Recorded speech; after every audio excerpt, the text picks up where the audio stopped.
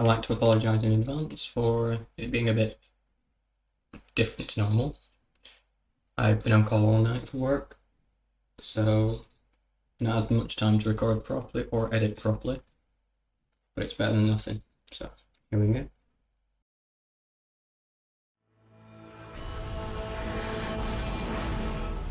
Hello and welcome back. In today's episode, I shall be covering the weapons that I mentioned last time. For those of you too lazy to watch it on, the ranged weapons and the dual blades. I shall also cover some basic tips for hunters who wish to solo the game. So, the first weapon up is the light bowgun, also referred to as the LBG. It has a better mobility than that of the heavy bowgun, but in that it loses its power. However, what they lack in power, they make up for the versatility of the ammo types and the rapid fire function allows you to shoot more ammo of a certain type. For example, the LBG Chain Blitz allows for a rapid fire normal type ammo. The LBG is commonly used as a good multiplayer weapon as it allows some very good range damage, while the swordsmen run in and do damage up close. The LBG has been introduced in the game since the start. It's been a classic for gunners. The heavy bowgun, however, is better for those who like to solo run as a gunner, but that is the next topic. The downside to all range weaponry is that your defense is halved. For example, a standard hunting helm would give, as a blade master, a +2 defense, whereas a hunting cap gives a +1. There are a few armor sets that allow for a defense increase while as a gunner, but not many. So what style would I use with this? Well, as usual, I recommend Adept. This is because it allows you to evade, which is almost a must having such a low defense. But can also allow a special reload, in which your ammo gets boosted with a coating, shown with a blue aura around the ammo. But then what art goes with it? Well, you could go for rapid fire round, which is my choice, but also the bullet geyser, especially if you want to damage and retreat. Here, you will see my character donning the Guardian set, which allows for a good guard boost, but also has a negative sense, which makes me the target. So why do I use that skill? Well, actually, because I want the monster to attack me. The more it attacks me, the more I evade, the more damage I do. For most players, a recommended skill set would be something that boosts either an elemental damage or a reload speed, for those who want to hit fast and get out fast. Or, if like me, you also like to sheath quick, that can also help. Defense is not always needed, so having a huge defense can be a waste. Boost the speed, and all will work. Okay, moving on. The next weapon I will be covering is the heavy bowgun, also called the HBG. This weapon in itself is effectively a hand cannon. It's big, it's mighty, and it hits hard. So why not choose it? Well, simply because it is one of the slowest weapons in the game. Not for its attacks, but for its movement speed. The heavy bowgun allows for a feature similar to rapid fire for the light bowgun, but it's called crouching fire. You stand still, crouch, and fire the specific rounds.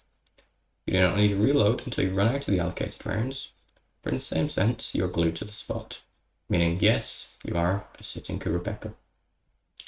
As a heavy bowgun allows for slower movement, being able to block is a handy feature, so Guard Plus with a focus on reload speed is a fantastic path to take. But then the question is, what style and what arts? Now, I see a lot of people using the Valor type, but honestly, reload sheath is not, in my eyes, worth the effort.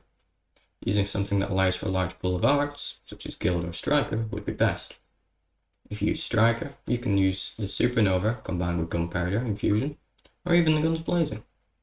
If you dislike those and want to evade, this weapon only benefits from the Absolute Evasion skill, giving you the ability to spiral away as the enemy runs at you and set up before it turns around. Fantastic combos. So what armor skills? Well, something that boosts attack to make this weapon a fantastic solo runner. But also if you wish to hunt as a group, not like I do that often anymore, but sense combined with reload speed will allow you to do a lot of damage before the enemy even cares about you. Don't worry though, hunters, if you're like me, no matter whether you have sense or not, you will get attacked. The final ranged weapon is the bow. This, alongside the longsword, was introduced in Monster Truck Freedom 2/Freedom 2 Unite. It's a fantastic addition for those who love range but love the freedom and movement of a sword and shield. You're able to target the monster from up close or afar, or even bring up above the monster and aim down. This weapon has it all. Apart from power, because let's admit it, it's possible to complete the game as an archer, it just takes a little more time. And help from bombs. But there isn't a single monster that can outmaneuver the archer. So the question is now, which hunter style and arts would you pick? Well again, this is a very hard choice. You could aerial and jump and do a Breath of the Wild attack, or you could adept and evade and fire a fully charged volley at the enemy. Or you could use alchemy and create powerful coating for your arrows. So now we have decided on the style. Or at least, we tried. We shall look at the arts to help make our decision. The bow and arrow has the quickest sheath speed of the ranged weapons, the lowest attack, but the best maneuverability. So any arts are good. Yes, it can be that hard. Triple volley allows for an attack boost. Haste rain allows for a speed boost. And blade wire allows for a slicing weapon. Tactical retreat allows for evasion. So instead of looking at those, let's look at good armor sets. I've played this game for years, I know a few tricks, which is the almost infinite stamina. Using the Tigret set allows for greater stamina recovery, and using a skill that slows stamina depletion allows for about 2 minutes of drawing your strength. Yes, I did time it. This allows for some great positioning and can help you if you need to get away. So that skill combined with haste rain, that can be a deadly combo for any hunter, starter or professional. Now then, why have I included dual blades in the ranged weapons video? Trust me, I don't know. So here it goes. What can be said? Demo node. That's all. Goodbye. No, I joke.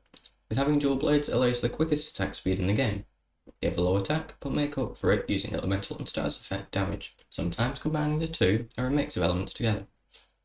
The skills that are a must include that I need to get it in and out quick, because a dual blade should focus on DPS rather than overall attack power. If they can get in, pull off a quick combo and get out, maybe even causing the monster to flinch or damaging it enough to open up a window for the bigger weapons to attack. What style would I use? Well, simple. The Yoda mode. I mean, aerial. Because let's face it, jumping up into the air and spinning around and attacking exactly what Yoda did in Clone Wars versus Count Dooku. Okay, so that aside. What arts? Well, the hunter art of aerial slam is pointless if you go for the aerial style. So, Wolf's Maw or Bloodwind would be good alternatives. Maybe the Spiral Slice, but to be honest, damage while getting out is best. So what hunter skills? Again, I would recommend Speed Sharpening, an elemental or status effect boost, and perhaps Quick Sheath. I wouldn't recommend anything like Attack Boost because it is not the weapon for that. The Dual Blade, as I mentioned, comes with one of the most incredible looking attack modes. Dante mode, also known as Demon mode. That's right, you two turn into a demon. Horns included. Batteries not. At the drain of stamina, your attacks do more damage and can fill up your spirit gauge. But once that is full, drop demon mode, and you have some very powerful combos right there. My favourite is the demon dance, running in, demon dancing on monster's legs, and running away, screaming, as it goes to fireball you or hit bump you. I mean, could be worse. Could try a fist bump. So that's it for the weapons for today. Next video, I'll cover the final few weapons, conclude this mini-series of weapons, hints and tips. Now for some interesting facts about the game. You know we all love, sure, the egg gathering quests. Yeah, well, if you enter one of those and grab an egg, hang around, and its mother shall appear. Normally a Rathian. And, in some rare occasions, along with Rathalos, too. Yes, it is possible. It's a mechanic introduced in the original game to show you that monsters are territorial. Another fun fact for today is, you know Lao Shan? Or did you know the in-game lore states that they believe the very land we hunt on is a Lao Shan that is so old he went to sleep and we are just simply waiting to wake up. Scary thought, huh? That even if monsters like Galomada are on the Lao Shan, how big is it? That is all for today, and I wish you all the best. Enjoy.